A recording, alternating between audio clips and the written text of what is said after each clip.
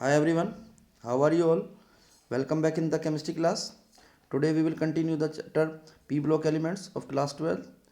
It is the lecture number 6. In the previous lecture we have already started the group 17 जिसमें हमने इसकी general properties को discuss किया था. आज हम इसके कंपाउंड्स को डिस्कस करेंगे. क्या क्या कंपाउंड्स बनते हैं, कैसे कैसे रिएक्ट करते हैं, क्या क्या उनकी रिएक्शंस होती हैं. Number one is the compounds of the halogens, जिसमें फर्स्ट हमारा कंपाउंड आ रहा है chlorine. How it is form. इसकी सबसे पहले प्रिपरेशन होती है by the reaction of MnO2 and HCl. MnO2 plus 4HCl react करते हैं तो बनता है MnCl2 plus Cl2 plus twice of H2O. Second preparation is by the action of HCl on potassium परमैग्नेट. Potassium परमैग्नेट is KMnO4. उस पर जब हम HCl का रिएक्शन कराते हैं तो twice KCl twice MnCO2 plus 8H2O and 5 times of Cl2 will form. इस reaction में थोड़ी सी बैलेंसिंग के लिए आपको मैं ट्रिक बताता हूँ. सिर्फ आप KMnO4 के डबल याद कर लो बस. KMnO4 यदि आपने डबल याद कर लिया तो ऑक्सीजन आपके हो गए टोटल 8. उसका डबल HCl ले लो 16 HCl, क्योंकि सारे के सारे हमारे यहाँ पर H2O की फॉर्म में निकलने वाले हैं. जितने अब 2K हो गए तो 2KCl भी हो गया, 2Mn हो गया तो 2MnCl2 हो गया. सब कुछ बैलेंस. जितने बचेंगे बाकी सारी बना दो क्लोरीन गैस. ये थोड़ा सा लर्निंग ट्रिक है इसकी. ऑन लार्ज स्केल इसको हम बनाते हैं by the Deacon's process. It is prepared by the oxidation of HCl with O2 in presence of the CaCl2 catalyst at 723 kelvin. HCl को ऑक्सीडेशन करो, Cl2 बनता है, H2 बनता है. एक और इसका मैन्युफैक्चरिंग का मेथड है बाय इलेक्ट्रोलिटिक प्रोसेस. इलेक्ट्रोलिसिस में कैसे करते हैं हम इसको. हमें simple aqua solution of NaCl यानी कि ब्राइन सॉल्यूशन का इलेक्ट्रोलिसिस करना है. Then chlorine is obtained at anode. ये मेथड हमारा 11th में भी था जहाँ पर हमने NaOH की मैन्युफैक्चरिंग की थी तो हमें क्लोरीन गैस मिली थी एट एनोड. वही मेथड है same. Properties. It is A greenish yellow gas. Number 2, it has a pungent smelling and the suffocating gas. Number 3, it is soluble in water. And number 4 is the it is liquefy easily into greenish yellow liquid और जिसका boiling point बहुत कम है 239 kelvin है. Reactivity की बात करें, chemical properties इसकी बहुत ईजी हैं. Number 1, it react with the metal and non metal. सबके साथ रिएक्ट करता है. Al से कराते हैं तो AlCl3 बनेगा. सोडियम से कराएंगे तो NaCl. फ्लोरीन से कराते हैं तो FeCl3. P4 से कराते हैं तो PCl3 और S8 से कराते हैं तो बनता है S2Cl2 sulphur monochloride. It react with the compounds containing hydrogen to give the HCl. ये हाइड्रोजन वाले ऐसे किसी भी कंपाउंड के साथ रिएक्शन कर सकता है जिसमें हाइड्रोजन है और HCl बनाता है due to its high affinity for the hydrogen. Hydrogen के लिए इसकी एफिनिटी बहुत ज़्यादा होती है. जैसे H2 plus Cl2 simple HCl बन गया. H2S प्लस Cl2 किया तो HCl और सल्फर बना. C10H16 से करते हैं तो भी HCl और साथ में कार्बन बनता है, यानी कि HCl तो बनेगा ही बनेगा. Next is the very important reaction with the NaOH. यदि अब NaOH से आप रिएक्शन कराते हो तो NaCl बनता है दोनों केसेस में, लेकिन थोड़ा सा फर्क है. कोल्ड और डाइल्यूट में साथ में बनता है NaOCl और हॉट एंड कंसनट्रेट में बनता है NaClO3. दोनों रिएक्शन बहुत इंपॉर्टेंट हैं क्योंकि एग्जाम में कई बार कंप्लीट द फॉलोइंग करके आई हुई हैं. वो वहाँ पर मेंशन कर देते हैं बस NaOH प्लस Cl2 और NaOH के ब्रैकेट में लिखा आपको मिलेगा हॉट एंड कंसनट्रेट या कोल्ड एंड डाइल्यूट. तो आपको उसके अकॉर्डिंग ही प्रोडक्ट बनाने हैं. प्रोडक्ट में वेरिएशन है यहाँ पर, इसलिए इंपॉर्टेंट पोर्शन हो गया आपका. रिएक्शन बहुत सारी बोर्ड में एग्जाम में कंप्लीट द फॉलोइंग के नाम से ही आती हैं. आप डायरेक्ट इनको लिख लिख के प्रैक्टिस कीजिए तभी जाके आपकी क्लियर होंगी reactions. Next is the reaction with the slate lime. It gives the bleaching powder. Bleaching powder से रिएक्ट करता है ये, ब्लीचिंग पाउडर फॉर्म करता है. ये 11th की रिएक्शन है हमारी वैसे तो. Twice CaOH whole twice plus calcium plus Cl2 give CaOCl whole twice CaCl2 and twice of H2O. इस मिक्सचर को हम बोलते हैं ब्लीचिंग एजेंट क्योंकि ये ब्लीच करने के पर्पज़ में हमारा यूज़ होता है. Next is heading is the reaction with ammonia. ये फिर दोबारा से रिएक्शन इंपॉर्टेंट आ गई. दोनों रिएक्शन इंपॉर्टेंट हैं क्योंकि इसमें भी प्रोडक्ट का डिफरेंस रखना है. With excess of chlorine it forms the N2 and the NH4Cl. यदि आप एक्सेस ऑफ अमोनिया को रखते हैं तो N2 बनेगा और NH4Cl बनता है. Whereas with excess of chlorine NCl3 is form along with HCl. NCl3 आपका एज ए एक्सप्लोजिव होता है. तो दोनों रिएक्शन इंपॉर्टेंट इसीलिए हैं क्योंकि दोनों में प्रोडक्ट डिफरेंट है. Now as an oxidising agent it oxidises ferrous to the ferric, sulphide to the sulphate. इन सबको ऑक्सीडाइज करता है ये। आयोडीन होगा तो आयोडेट बना देता है, आयोडिक एसिड कह सकते हो आप उसको। और सल्फर हुआ तो सल्फ्यूरिक एसिड बना देता है। जैसे SO2 से करें तो SO2 plus twice H2O plus Cl2 ये बनता है H2SO4, साथ में HCl। आयोडीन से कराते हैं तो आयोडिक एसिड बन जाता है। फेरस सॉल्ट कोई भी लें, फेरस क्लोराइड, फेरस सल्फेट, तो ये फेरिक सल्फेट में चेंज कर देगा, उसको ध्यान रखना है।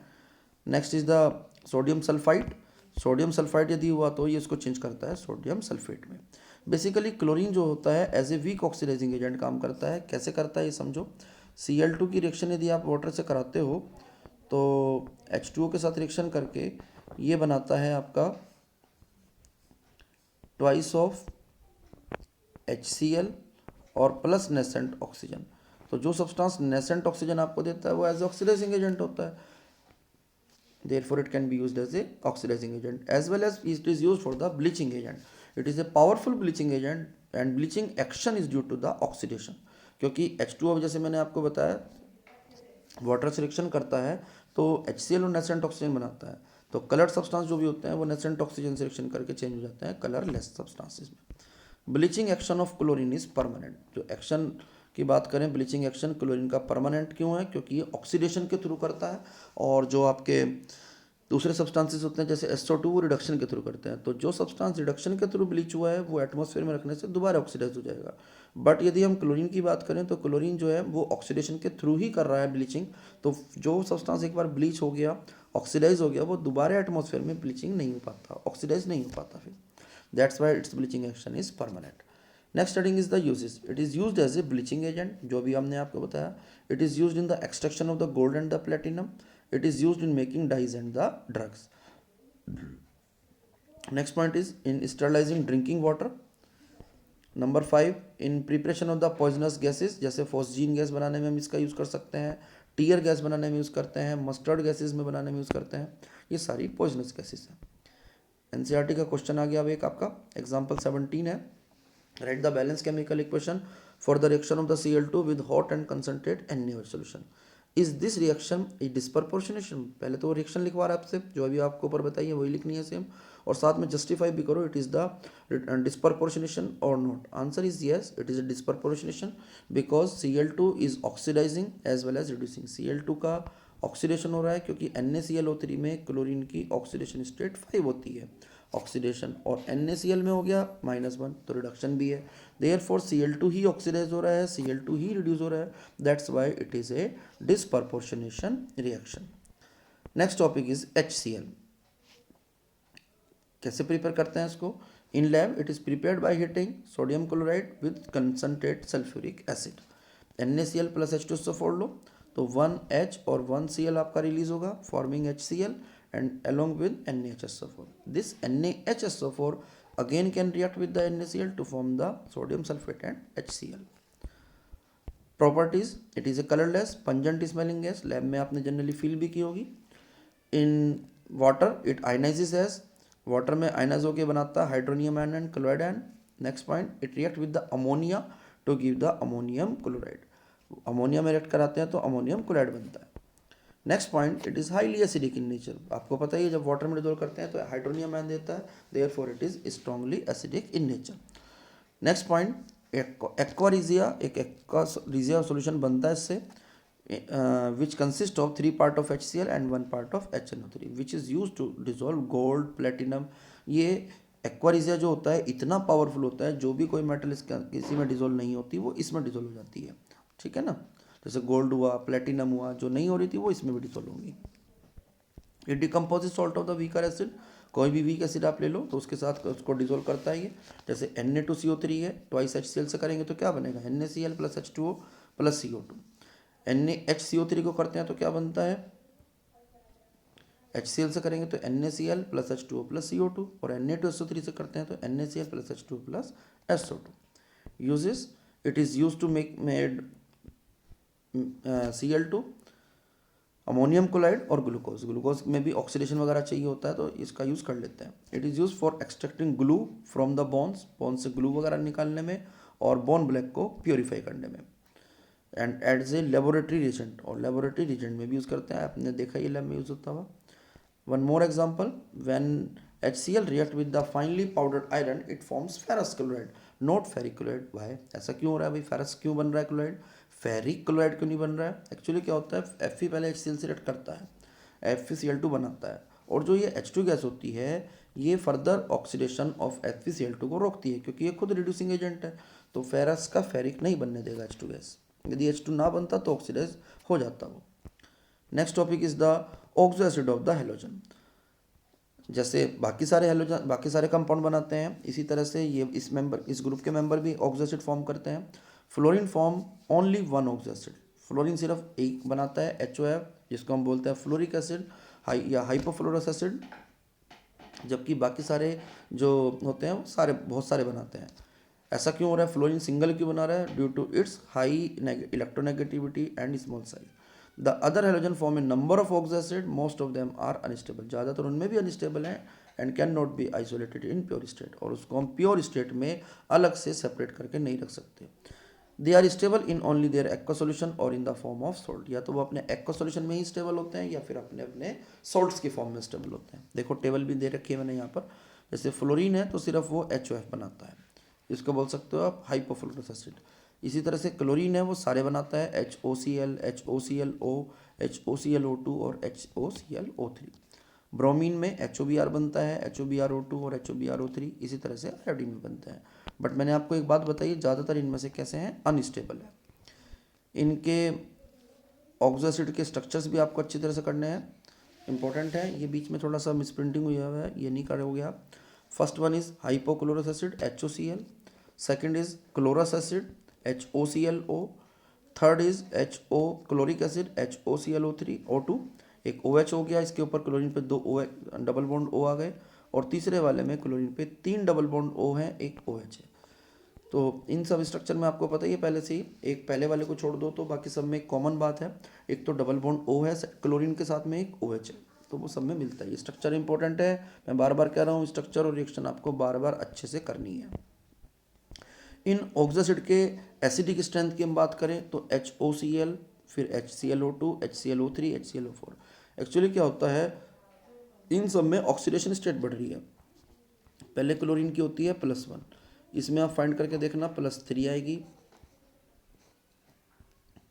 इस वाले कंपाउंड में है +5, नेक्स्ट वाले में आती है +7।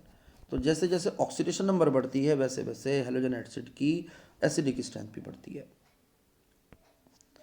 नेक्स्ट कंपाउंड इंटरहेलोजन कंपाउंड, बहुत इंपॉर्टेंट कंपाउंड्स हैं, कई बार आए हुए एग्जाम में।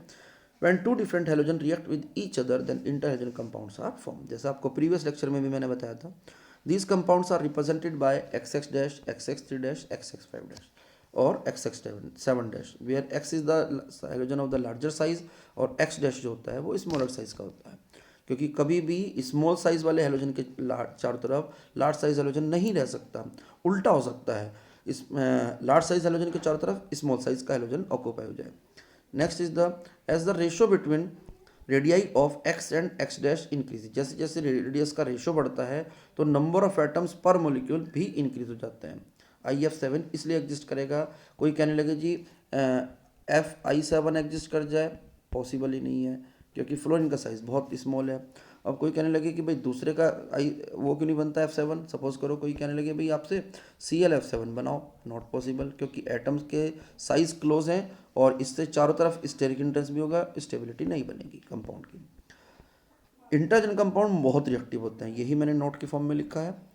इंटरजन कंपाउंड मोर रिएक्टिव क्यों होते हैं? Bond dissociation enthalpy of XX bond is lower than that of the XX and the X dash bond, hence interhalogen compounds are more reactive than the pure halogen.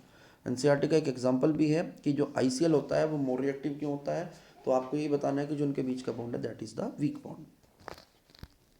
Preparation कैसे करते हैं इनकी? The interhalogen compounds can be prepared by the direct combination under some specific condition और by the action of halogen और by the lower interhalogen compounds. जैसे अब ClF बनाना है तो Cl2 + F2 give ClF, ICl बनाना है तो I2 + Cl2 कर दो, BrF3 बनाना है तो Br2 + 3F2 करो, ClF3 बनाना है तो Cl2 + 3F2, ICl3 बनाना है तो I2 + 3Cl2, BrFi बनाना है तो Br2 + 5F2 कर दो। लास्ट वाली लाइन में ध्यान दो, F2 या क्लोरीन जो भी हमने लिया है वो एक्सेस में लिया हुआ है। प्रॉपर्टीज देखते हैं अब इनकी। They all are covalent molecules with the diamagnetic nature, सारे के सारे तो कोवेलेंट हैं, डायमैग्नेटिक हैं। नेक्स्ट इज ClF गैस है, बाकी सारे halogen interhalogen compound volatile solid या लिक्विड होते हैं। MPBP इनके थोड़े हाइयर होते हैं than expected. Other physical property देखा जाए तो इंटरमीडिएट होती हैं than those of the constituent halogen. Last point, all these undergoes hydrolysis, सारे के सारे वाटर सिलेक्शन करते हैं, XX डैश जो वगैरह जो भी है। XX dash on hydrolysis gives halide, sorry ये गलत लिखा हुआ है, हैलाइड है ये, and derived from the smaller halogen.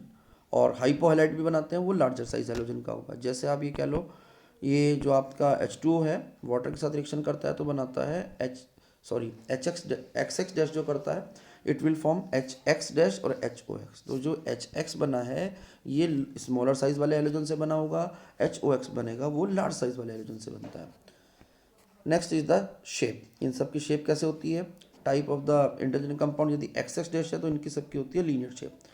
XX3 dash की होती है bend T shape, XX3 dash की होती है स्क्वायर पिरामिडल, और XX7 डैश की होती है पेंटागोनल बाइपिरामिडल। आप टाइप याद रखो, जिसकी भी चाहो उसके हिसाब से फिर शेप निकाल लो।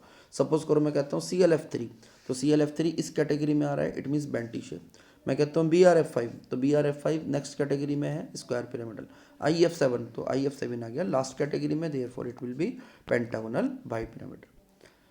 Next is the draw the shape of the BrF3 on the basis of VSEPR theory. VSEPR theory के बेसिस पर शेप बताओ इसकी कैसी होगी। Answer is bent T shape. अच्छा 11th में ना इसको हम वेस्पर थ्योरी के बेसिस पर सिंपल टी शेप लिखते थे, अब थोड़ा बेंट शेप भी लिखना है, आपको ध्यान रखना है। एक्चुअली क्या होता है, ये जो लोन पेयर होता है ये आपस में तो रिपेल करते करते हैं, बॉन्ड पेयर को भी रिपेल करते हैं, due to which shape will be bent T shape. अच्छा लोन पेयर में भी आपस में रिपल्शन है, इनमें भी रिपल्शन है, तो थोड़ा सा बेंट टी शेप हो जाती है। बुक वालों ने थोड़ा सा एक ऑर्बिटल छोटा बना दिया, तो ऐसा कुछ नहीं है, आपको दोनों साइज इक्वल से ही रखने हैं ऑलमोस्ट। ये ऑर्बिटल की शेप से कंफ्यूज मत होना। लास्ट क्वेश्चन आ गया अब इस टॉपिक का, इस ग्रुप का बहुत इंपॉर्टेंट क्वेश्चन है। ICl मोर रिएक्टिव क्यों होता है देन I2, मैंने पीछे डिस्कस भी किया है, बिकॉज जो ICl का बॉन्ड है वो वीकर होता है। ICl में जो बॉन्ड है ना ICl का, that is weaker then the I2 bond, तो इसलिए ये आपका मोर रिएक्टिव होता है, जल्दी ब्रेक हो जाता है। एक्चुअली क्या होता है, दो डिफरेंट ऑर्बिटल्स के बीच में कभी भी ओवरलैपिंग जो होती है वो वीक होती है। अब ICl में बॉन्ड ओवरलैपिंग कराएंगे तो क्लोरीन का होगा 3p ऑर्बिटल और उसका होगा 5p ऑर्बिटल, तो डिफरेंट ऑर्बिटल्स हो गए, तो डिफरेंट ऑर्बिटल्स में ओवरलैपिंग उतनी स्ट्रांग नहीं होती है। ठीक है ना जी। आई होप आपको सब कुछ क्लियर हुआ होगा। आज ग्रुप 17 हमने फिनिश कर लिया है। कोई भी प्रॉब्लम है इस वीडियो को दोबारा देखो, मुझसे कांटेक्ट भी कर सकते हो। मेरी वीडियो अच्छी लगे तो लाइक करो, शेयर करो, कमेंट भी करके बताया करो भाई कैसी लगी आपको वीडियो, ताकि नेक्स्ट टाइम कोई कमी रही हो तो उसको भी इम्प्रूव करें। और मेरे चैनल पे नए हो, सब्सक्राइब नहीं किया तो सब्सक्राइब भी करना भाई। Okay bye bye, see you in the next video.